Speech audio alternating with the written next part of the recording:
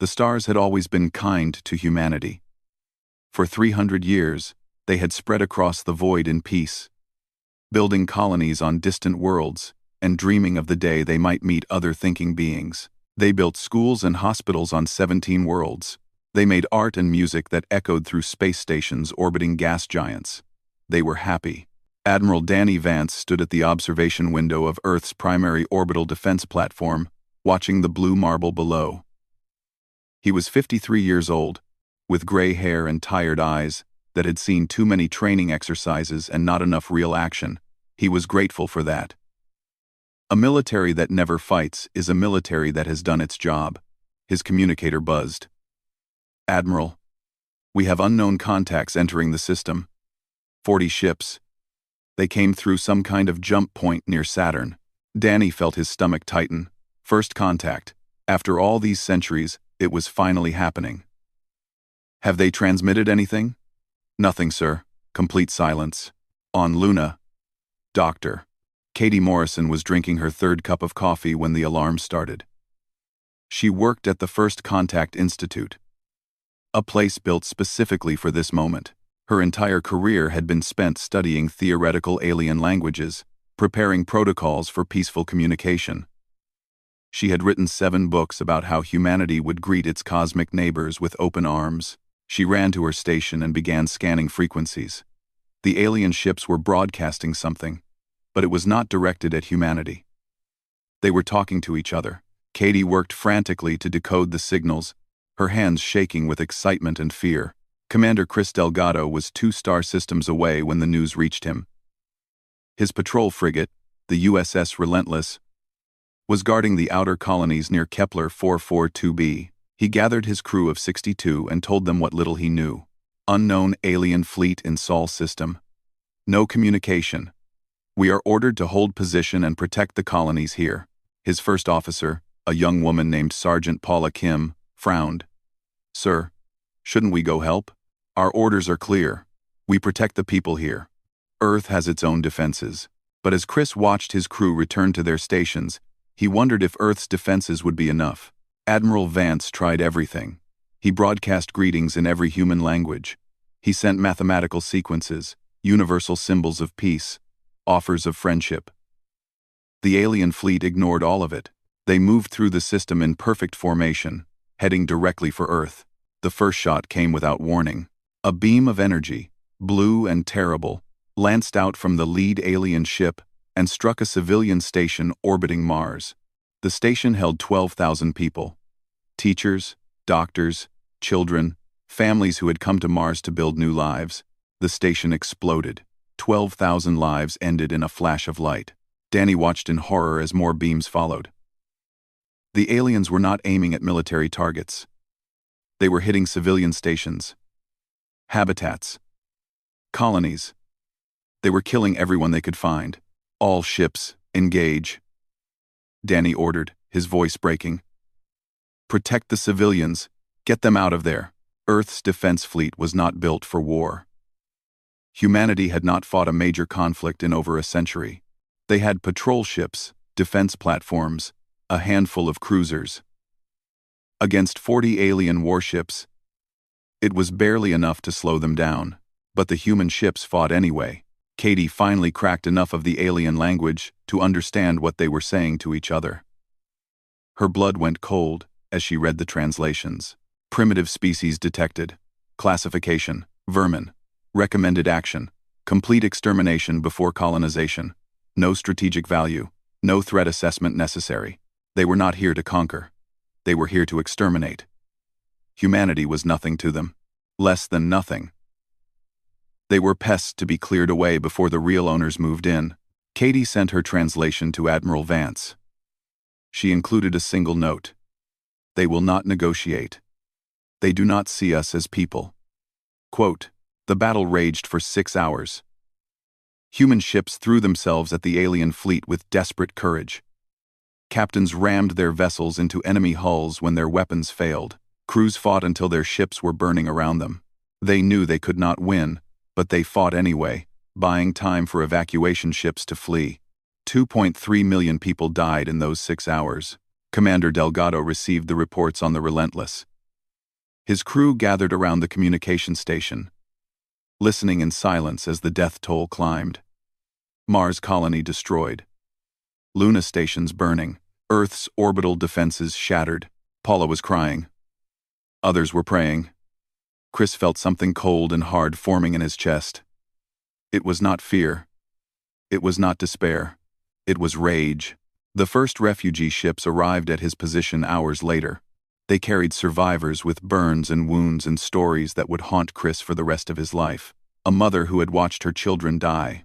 A doctor who had tried to save patients as the ceiling collapsed. An old man who simply stared at nothing, his mind broken by what he had seen. "They didn't even ask us to surrender," the old man whispered. "They just started killing." On Earth, Admiral Vance stood in his ruined command center. Half his staff was dead. The defense platform was barely holding together. Below him, Earth was burning in a dozen places where alien weapons had struck the surface. He had one option left. One terrible option that humanity had created and prayed they would never use. His hand hovered over a console marked with red warnings. Protocol, Omega. The file was over a century old. Created by people who understood that the universe might not be as kind as humanity hoped. It contained weapons, ships, and strategies designed not for defense, but for absolute and total war. "Admiral," his surviving aide said, "if you activate that, there's no going back." Danny thought about the 12,000 people on that Mars station. He thought about the children who had died in their beds, never knowing why. He thought about the old man on the refugee ship who had lost everything. "They didn't give us a choice," Danny said. He pressed the button. Across human space, signals went out to hidden facilities buried in asteroids, moons, and the cores of dead planets, facilities that had been waiting, silent and patient, for a day that everyone hoped would never come. Humanity had always known that the universe might be cruel. They had hoped for friends among the stars, but they had prepared for enemies. They had built wonders of peace for the world to see, and they had built nightmares of war in secret. Now those nightmares were waking up. The alien fleet continued its attack, confident in its victory. They did not know what they had started. They did not understand what humanity was capable of when everything they loved was threatened. They would learn. 3 days had passed since the aliens came. Earth was wounded but not dead. The enemy fleet had pulled back to regroup, confused by the unexpected resistance they had faced. They had expected vermin. They had found something else. High Commander Zethal stood on the bridge of his flagship and studied the battle reports with growing irritation. His fleet had lost 7 ships. 7 ships against a species that had been classified as primitive. His superiors in the Valorian Empire would not be pleased.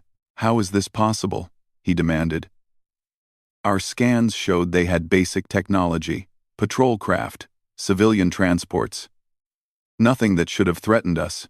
His tactical officer shifted nervously. "Commander, the humans fought in ways we did not expect. They used their ships as weapons when their guns failed. They attacked without regard for their own survival. Our psychological models did not predict this behavior." Zethal made a sound of disgust. "They are animals. Animals do not fight like this. Prepare the fleet for the final assault. We will burn their homeworld and be done with this." On Earth, General Lisa Huang walked through the ruins of what had been Beijing.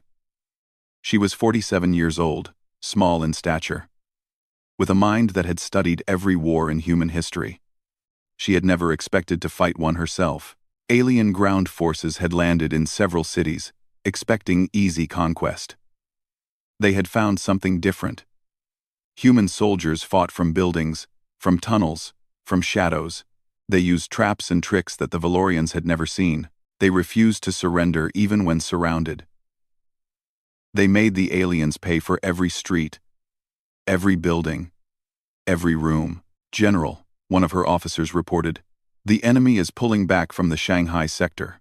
They are having difficulty with our resistance tactics." Lisa nodded. "They have never fought a species that refuses to give up. Keep pressing them. Make them afraid to sleep." In the ruins of the First Contact Institute, Dr. Katie Morrison had not slept in 2 days. She was surrounded by screens showing captured alien data, her eyes red and burning. She had learned their name now, the Valorians, an empire that spanned 2,000 star systems and had conquered over 300 species. None of those species had ever successfully resisted. The Valorians had no protocol for this situation. Their entire civilization was built on the assumption that they would always win. They had never needed to imagine what would happen if they did not. Katie sent her findings to the remaining military commanders. Understanding the enemy was the first step to defeating them. Ambassador Ben Cortez had been a diplomat for 30 years. He had negotiated trade deals, peace treaties, and cultural exchanges. He had always believed that any conflict could be resolved with words. Now he understood that some enemies would not listen to words. But he also believed that words still had power. "I want to send them a message," he told Admiral Vance. "One message, before we do whatever comes next." Danny looked at him with exhausted eyes. "They won't listen. Maybe not. But the galaxy will. Other species will. History will. We need to show that we gave them a choice." Danny considered this for a long moment. Then he nodded. "Send your message." Ben Cortez sat before a camera in a damaged broadcasting station. His suit was torn, there was dust in his hair, and behind him the sky was gray with smoke. He looked directly into the lens and spoke in a voice that was calm and steady. "This message is for the commanders of the fleet that attacked our worlds. 3 days ago, you entered our space without warning. You killed 2,300,000 of our people. You targeted our civilians. You murdered our children. We had never met you before. We had done nothing to you. We did not even know you existed. And you tried to exterminate us like pests." Ben paused, and when he spoke again, his voice was harder. "We offered you peace. We offered you friendship. You answered with fire and death. So now, I will tell you something about humanity that you should have learned before you attacked us. We are not a species that surrenders. We are not a species that forgets. When you threaten our families, we become something that your empire has never faced before. You have conquered 300 species. None of them were us." He leaned forward slightly. "Leave our space. Return to your empire. Tell your leaders, your soldiers, your people to flee while they still can. This is not a threat. This is the only kindness we will ever offer you again. You struck first. You will not strike last." The message went out on every frequency, in every direction. It reached the Valorian fleet. It reached their homeworld. It reached the listening posts of a dozen other species who were watching with terrified fascination. High Commander Zethal watched the message on his bridge. When it ended, he laughed. "Kindness," he said with contempt. "These creatures think they can frighten us with words. Order all ships to advance. We end this now." The Valorian fleet moved toward Earth, weapons charging, confident in their coming victory. They still believed they were fighting vermin. Admiral Vance watched them come. He was standing in a different command center now, deep beneath the mountains of Colorado. Around him, screens showed data from hidden sensors, secret facilities, and assets that had been waiting in darkness for over 100 years. "Protocol Omega is fully activated," his new aide reported. "All assets are responding. How long until they are ready? The first wave will be operational in 6 hours. The heavy units in 12. Danny closed his eyes. He thought about his daughter, who had died on that Mars station. He thought about the old man on the refugee ship. He thought about all the things humanity had wanted to be, and all the things they were about to become.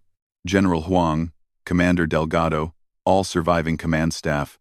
He said into his communicator, "This is Admiral Vance. Protocol Omega is active. We are no longer fighting to survive. We are fighting to win, and we are fighting to make sure no one ever does this to us again." In the outer colonies, Commander Chris Delgado received the message. He was standing on the observation deck of his small frigate, watching the stars. Behind him, his crew was working frantically to prepare for whatever came next. Paula Kim approached him. "Sir, What is Protocol Omega? Chris had heard rumors over the years.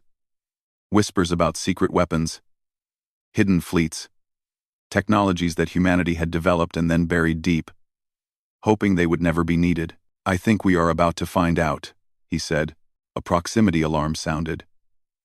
Something massive was emerging from an asteroid field nearby. Chris ran to the bridge and stared at his sensors in disbelief. A ship was rising from inside a hollowed-out asteroid. It was 3 kilometers long, bristling with weapons that his computer could not even identify. It was jet black, and it moved with a grace that seemed impossible for something so huge. His communication screen flickered, and a woman's face appeared. She had short, dark hair and eyes that looked like they had seen things nobody should see. "Commander Delgado, this is Captain Megan Torres of the USS Judgment. We are responding to Protocol Omega activation. Please fall in behind us and prepare to escort refugee ships to safe zones." Chris found his voice. "Captain, what is that ship? Where did it come from?" Megan Torres smiled, but there was no joy in it. "Humanity has been preparing for this day for a very long time, Commander. We always hoped we would never meet hostile aliens. But we never stopped getting ready in case we did. The Valorians think they know what we are. They are about to learn how wrong they were." More ships were emerging from hiding places across the system. Cruisers, carriers, dreadnoughts, vessels of war that humanity had built in secret and hidden in the dark places of space.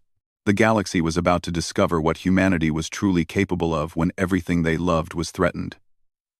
2 weeks had passed since the first attack. The war that the Valorians had expected to last 3 days was still raging, and everything had changed. Captain Megan Torres stood on the bridge of the USS Judgment and watched her tactical display with cold focus. The Valorian fleet was reforming above Mars, preparing for what they believed would be their final push to Earth. They had received reinforcements from their empire. 60 ships now, the largest fleet they had ever sent against a single species. It would not be enough. "All ships report ready," her first officer said. "The fleet is in position." Megan nodded. The human fleet had grown from the broken remnants of 3 weeks ago into something terrifying. 27 warships, led by the Judgment and her 2 sister dreadnoughts, the USS Retribution and the USS Reckoning. Each one was a fortress of steel and fire, carrying weapons that had been designed in secret laboratories by scientists who understood that peace could only exist when protected by strength. "Open a channel to the enemy fleet," Megan ordered. High Commander Zethal appeared on her screen. He looked tired now, and there was something in his eyes that had not been there before. Something that might have been doubt. "Human Commander," he said, "you cannot win this. Even with your hidden weapons, you are one species against an empire of thousands. Surrender now, and we may show mercy to your remaining population." Megan stared at him. "You attacked us without warning. You killed our children. You tried to wipe us out like insects. And now you offer mercy? We are giving you a chance that we have given no other species. Take it." "No." Megan's voice was flat and hard. "You had your chance. Ambassador Cortez told you to flee. You laughed at him. Now you will learn what that mistake cost you." She cut the channel and turned to her crew. "All ships, engage." The Battle of Mars lasted 4 hours. It was the largest space battle in human history, and it would be studied in military academies for centuries to come. The Valorian ships were powerful, their technology advanced, their crews experienced. They had conquered hundreds of worlds. They knew how to fight, but they had never fought humans before. Human ships moved in patterns that Valorian computers could not predict. They used tactics that had been developed over thousands of years of human warfare. Adapted for the void of space, they coordinated with a precision that seemed almost telepathic, each ship knowing exactly where the others would be, exactly when to strike. Dr. Kevin Park watched the battle from a secure facility on Luna. He was 61 years old, and he had spent his entire career designing the weapons that were now tearing through Valorian hulls. He had hoped they would never be used. "The plasma lances are performing above expectations," his assistant reported. "Enemy shields are failing after 2 to 3 direct hits." Kevin nodded absently. He was watching the casualty reports. 2 human ships lost. 31 Valorian ships destroyed. The mathematics of death. We built these weapons to protect our people, he said quietly. I hope that is what we are doing. High Commander Zethal fled the battle when his flagship's shields failed. He jumped to hyperspace with the 9 surviving ships of his fleet, leaving behind a debris field that would orbit Mars for centuries. The humans did not pursue, not yet. In the aftermath, Captain Torres stood in her observation room and looked at the wreckage. Thousands of Valorians had died out there, thousands of beings who had simply followed orders, who had believed they were doing their duty. She did not feel sorry for them. She could not afford to. But she recognized the weight of what humanity had done, and what they would have to do in the days ahead. A communication request appeared on her screen. It was marked with Valorian diplomatic codes. Ambassador Velshen appeared on the display. He was an older Valorian, his scales faded with age, his eyes carrying a wisdom that Zethal had lacked. I am Ambassador Velshen, of the Valorian Empire. I have been authorized to negotiate a ceasefire. Torres raised an eyebrow. A ceasefire? After what you did to our colonies? After 2 million dead? We underestimated you. We made a mistake. Surely we can find a way to end this before more blood is spilled. Wait. Torres connected Ambassador Ben Cortez to the call. Ben Cortez appeared, his face showing the exhaustion of weeks without proper sleep. He studied the Valorian diplomat for a long moment before speaking. Ambassador Velshen, I recognize your name. You are known as a moderate voice in your government. I have always believed that diplomacy is preferable to war. Then why did your empire attack us without any attempt at communication? Velshen's scales shifted in what might have been shame. I was not consulted. The decision was made by our military council. They saw your species as beneath consideration. And now? Now they are terrified. Ben leaned forward. Good. They should be. But I am afraid it is too late for negotiation, Ambassador. 3 weeks ago, we would have welcomed peace. 3 weeks ago, we would have forgiven much in exchange for friendship. But your empire took that option away when they murdered our children. Velshen's voice became urgent. What do you want? Territory? Resources? Technology? We can offer you anything. We want something your empire has never given anyone, Ben said. We want to make sure this never happens again. Not to us. Not to any species. Your empire has conquered 300 civilizations. You have enslaved entire worlds. You have exterminated species that displeased you. That ends now. You cannot fight our entire empire. You are one world against thousands. We are not one world. Ben's voice was cold. We are 17 colonies. We are 60 billion humans. And we are very, very angry. You should have studied our history before you attacked us. Ambassador. We have spent thousands of years fighting each other. We have developed the art of war to levels your empire cannot imagine. We hoped we had moved beyond it. We hoped we could be peaceful explorers, meeting new friends among the stars. Your empire took that hope and burned it. So now you will meet the other side of humanity. The side that survived ice ages and plagues and world wars. The side that never, ever gives up. Velshen was silent for a long moment. What happens now? Ben looked at Captain Torres, who nodded. Now we send you home, Ben said. And we send a message with you. A probe launched from the Judgment, carrying faster-than-light technology that the Valorians had not known humans possessed. It would reach the Valorian homeworld in days. The message is simple, Ben continued. We are coming. You have 40 days to evacuate your civilian populations from military installations. We will not warn you again. Velshen stared at them both with something that looked like horror. You would attack our homeworld? Your empire attacked our homeworld, Torres said. We are simply returning the visit. The difference is that we will give you the warning you never gave us. Your civilians will have a chance to survive. That is more mercy than you showed our children. The call ended. Velshen's ship jumped to hyperspace, carrying the news of humanity's ultimatum back to an empire that had never imagined such a thing was possible. On Earth, General Lisa Huang watched the reports with quiet satisfaction. The alien ground forces had surrendered. Every single one. They had simply stopped fighting and laid down their weapons, psychologically broken by the human resistance. They have never faced anything like us, she told her staff. Their entire civilization is built on easy conquest. They do not know how to handle prey that bites back. Admiral Vance joined her in the command center.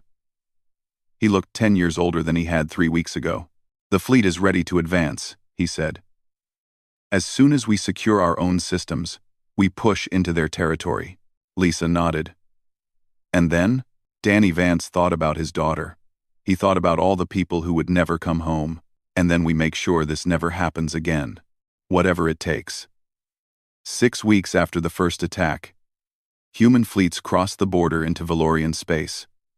The war had entered a new phase, and the galaxy watched in stunned silence.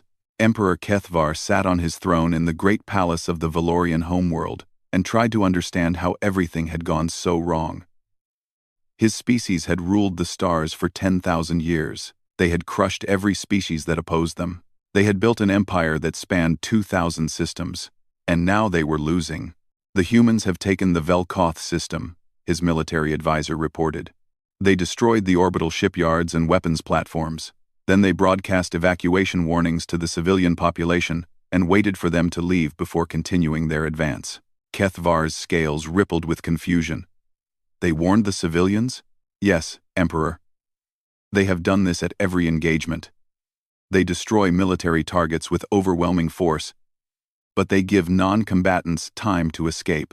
Our analysts do not understand this behavior. It is weakness, HFY said. They do not have the stomach for true war.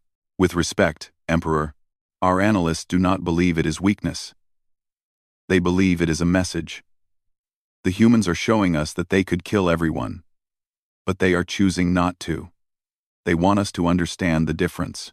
Lieutenant Jake Brennan was 24 years old and had never expected to be a soldier.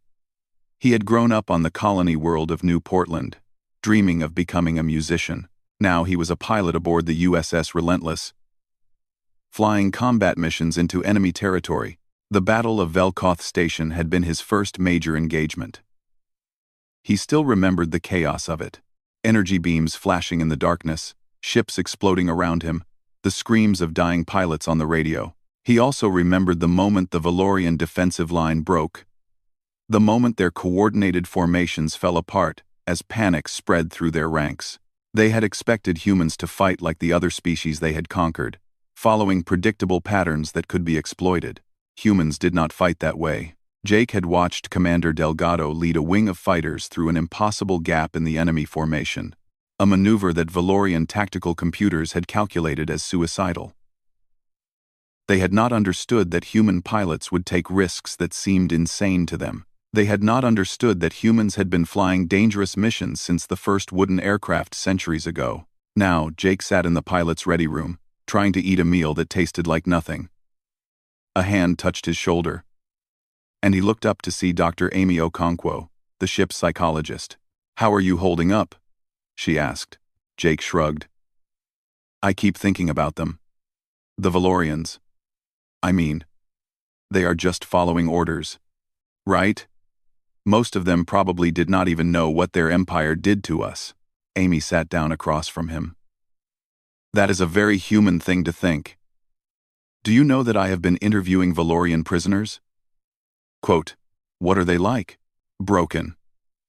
Amy's voice was soft. "Their entire psychology is built on dominance. They believe that the strong rule and the weak serve. When they meet a species, they conquer it. There is no other possibility in their minds. But now they have met a species that was supposed to be weak and turned out to be strong. It is destroying their sense of reality.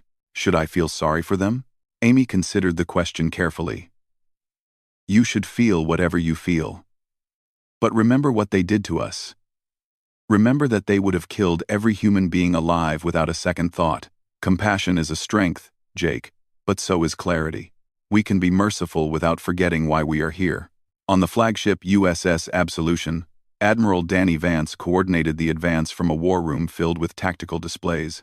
He had not returned to Earth since the war began. There was no time. Every day brought new decisions, new battles, new reports of victory and loss. General Huang appeared on his screen.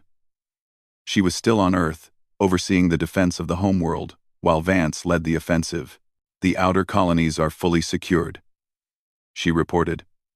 No Valorian presence remains in human space. We have also received communications from 6 other species within the Empire. No, what kind of communications? They are watching us, Danny. Species that the Valorians conquered generations ago. They are sending messages of support. Some of them are offering intelligence on Valorian military positions. Vance felt the weight of that information settle onto his shoulders. This was no longer just about humanity. Other civilizations were counting on them now. Keep the channels open, he said. Accept any intelligence they offer, but make no promises we cannot keep. The advance continued. Human fleets pushed deeper into Valorian territory, following the doctrine that Admiral Vance had established. Military targets only. Always give warnings. Always allow evacuation. Make the Empire pay for its aggression, but do not become the monsters they were. It was harder than Vance had expected. Some of his officers wanted revenge. They had lost friends and family in the first attack. They wanted to make the Valorians suffer the way humanity had suffered. Vance understood the feeling. He felt it himself sometimes, in the dark hours of the night when he remembered his daughter's face. But he also knew that if humanity gave in to that rage, they would lose something far more important than any battle. Emperor CouldHFY called a war council. His advisors gathered in the Great Chamber, their scales dull with stress and fear. We have lost 17 systems, the military advisor reported. Our fleets are in retreat on all fronts. The humans adapt to our tactics faster than we can change them. Their technology appears to improve with every engagement, as if they are learning from us and building countermeasures in real time. Send more ships, CouldHFY commanded. We have sent more ships, Emperor. We have sent our best admirals, our most advanced weapons. Nothing stops them. And now what? The advisor hesitated. Our own species is beginning to question the war. There are protests on colony worlds. Soldiers are refusing orders. They say that if the humans wanted to destroy us, they could have done so already. They ask why we are fighting a species that shows us more mercy than we have ever shown anyone else. CouldHFY slammed his fist on the arm of his throne. Mercy is weakness. We are Valorians. We do not accept mercy from prey. But even as he spoke, he knew the truth. His empire was crumbling. Not just from human weapons, but from something more dangerous. An idea. The idea that maybe, just maybe, the Valorian way was not the only way. That strength did not have to mean cruelty. That an empire could be powerful without being evil. The humans were not just defeating his fleets. They were defeating his ideology. Captain Torres received a communication from Admiral Vance. The Emperor had requested a meeting. He wants to negotiate, Vance said. He is offering us anything we want to stop the war. Torres looked at her tactical display. Her fleet was 3 jumps from the Valorian homeworld. They could be there in days. What should I tell him? Vance was silent for a long moment. Tell him we will listen to his offer. But remind him of what Ambassador Cortez said at the beginning. They struck first. Whatever happens next is a consequence of that choice. Torres nodded and opened a channel to the Emperor's flagship. CouldHFY appeared on her screen. He looked old now, worn down by weeks of impossible war. Captain Torres, he said, I wish to discuss terms. I am listening. What do you want? Territory? Resources? We will give you anything. Just stop. Torres thought about the people who had died on that Mars station. She thought about the children who had never grown up, the families that had been torn apart, the dreams that had been burned to ash. You came to our home, she said slowly. You killed our people.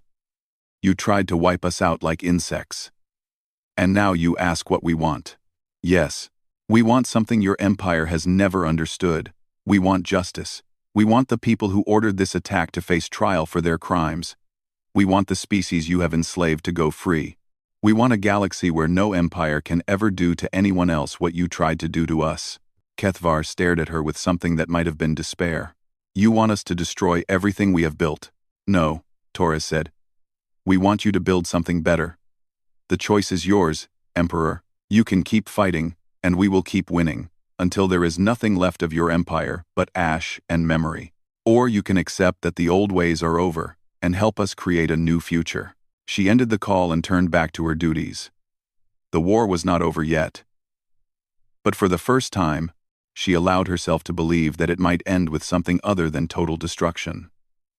4 months after the first attack, human fleets reached the core systems of the Valorian Empire. The war had claimed millions of lives on both sides, but the outcome was no longer in doubt. The empire that had terrorized the galaxy for 10,000 years was broken. Emperor Kethvar broadcast a message of total surrender on all frequencies. His voice was hollow, defeated, stripped of the arrogance that had defined his reign. "To all Valorian forces, this is your emperor. Cease all military operations. Lay down your weapons. The war is over. We have lost." On Earth, Council Speaker Diana Wells watched the broadcast with a mixture of relief and uncertainty. She had been elected to lead the United Earth Coalition just 6 weeks ago, thrust into power by a crisis that no one had anticipated. Now she faced the hardest question of all. What kind of victors would humanity choose to be? She convened an emergency session of the full council. Representatives from all 17 colony worlds attended, their faces appearing on screens around the Great Chamber. Some showed exhaustion, others showed grief. A few showed something darker, a hunger for revenge that Diana understood but feared. "The Valorian Empire has surrendered," she began. "We must decide what comes next. I want to hear from everyone." Admiral Danny Vance spoke first. His uniform was crisp, but his eyes told the story of 4 months without rest. "We have won the military victory. Their fleet is destroyed. Their shipyards are rubble. They cannot threaten us again for generations, if ever. But what we do now will define humanity for centuries to come. I have seen what vengeance looks like. I have felt its pull. My daughter died in the first attack, and there were nights when I wanted nothing more than to burn their homeworld the way they burned Mars. But if we do that, we become what we fought against." A representative from the outer colonies, a man whose entire family had died in the war, stood to speak. "They showed us no mercy. Why should we show them any? They would have killed every single one of us without hesitation. They called us vermin. They treated us like insects to be exterminated. I say we give them exactly what they plan to give us." The chamber erupted in argument. Voices rose, some calling for justice, others for annihilation. Diana let them speak, knowing that this debate was necessary. Humanity needed to confront what it had become and decide what it wanted to be. Finally, she called for silence and turned to Dr. Katie Morrison, who had been waiting patiently at the side of the chamber. "Dr. Morrison, you have spent months studying the Valorians and their empire. What can you tell us?" Katie stepped forward, her tablet in hand.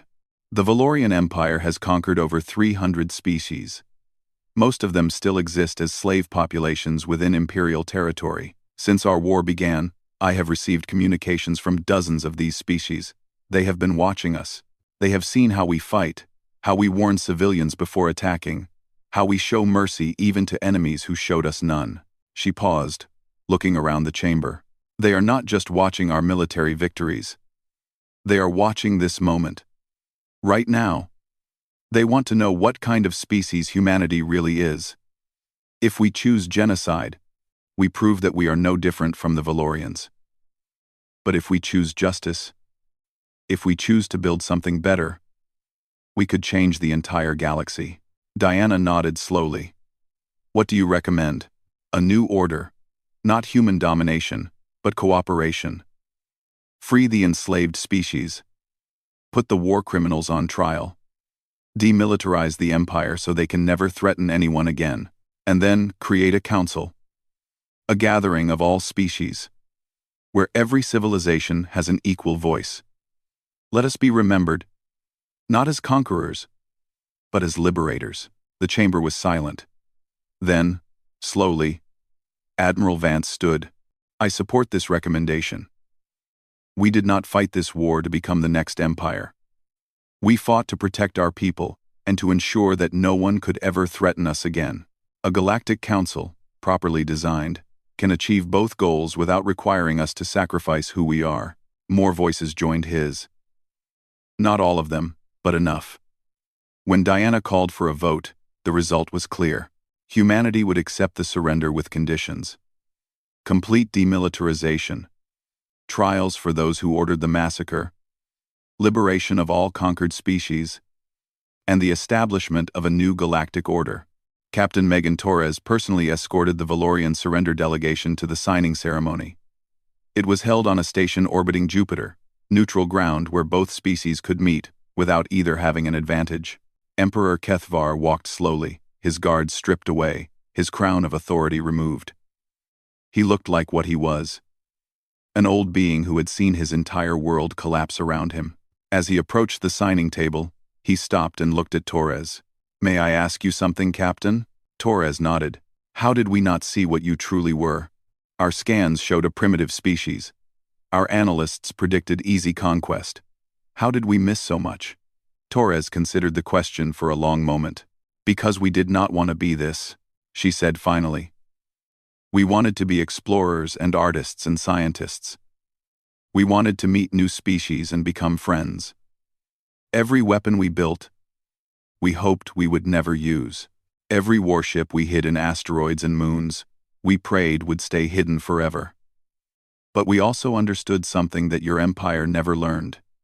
Peace is not a gift. It is something you have to be strong enough to protect.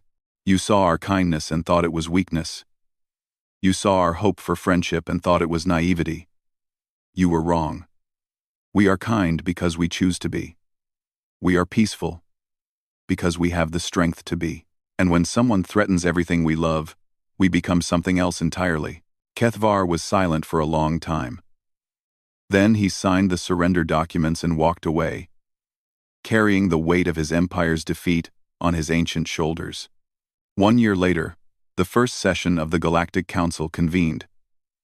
The station that hosted it had been built in neutral space, designed by 100 different species working together for the first time in memory. Dr. Katie Morrison stood at the podium as humanity's ambassador. Behind her, delegations from 73 species watched and listened. Some of them had been slaves for centuries, others had lived in hiding, terrified of Valorian expansion.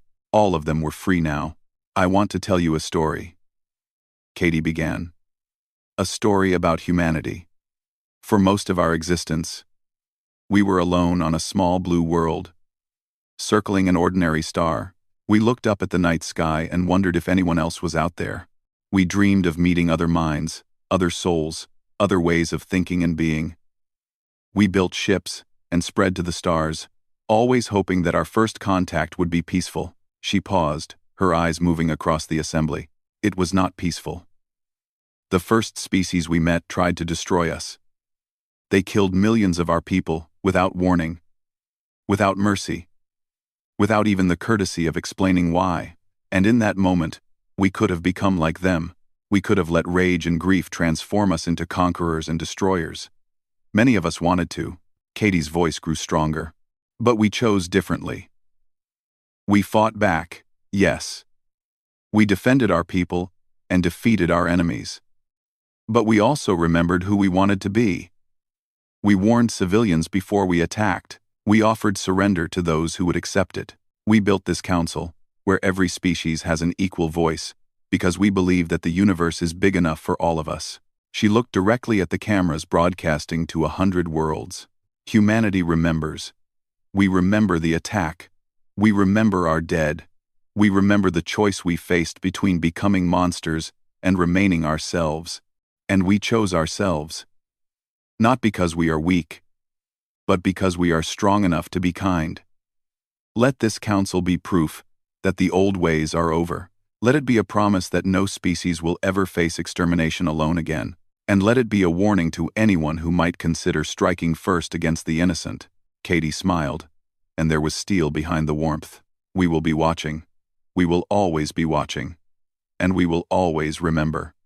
Admiral Danny Vance was not at the council. He had retired 3 months earlier to a small house on the coast of Nova Scotia. He spent his days fishing in a wooden boat, feeling the wind on his face and trying not to dream about the battles. Some nights, he still saw his daughter's face. Some nights, he still heard the screams of dying ships and the silence that followed. But other nights, he sat on his porch and looked up at the stars and felt something that might have been peace. Humanity had survived. More than that, they had become something new. Not conquerors, not victims, but guardians, protectors of a galaxy that was finally learning that strength did not have to mean cruelty. Commander Chris Delgado had been promoted and given command of the USS Judgment. He spent his time patrolling the borders of the New Order, making sure that the peace humanity had fought for would endure. Sometimes he received messages from the species they had liberated. "Thank you," the messages said. "We never thought we would be free." On a dozen worlds, monuments rose to honor the 2.3 million humans who had died in the first attack. The inscription on each was the same: "They struck first. We made sure no one would ever strike again." And in the great chamber of the Galactic Council, above the podium where Katie Morrison had given her speech, another inscription was carved into the stone. It was in 100 languages, translated for every species in the Alliance. But the meaning was always the same: the universe is dark and full of dangers. But together, we are the light. Humanity had looked up at the stars and dreamed of friends. They had found enemies instead. And then, through fire and blood and sacrifice, they had turned those enemies into something new. A chance, a beginning, a future. The stars had been cruel, but humanity had not become cruel in return. That was the victory that mattered most. That was the lesson the galaxy would never forget.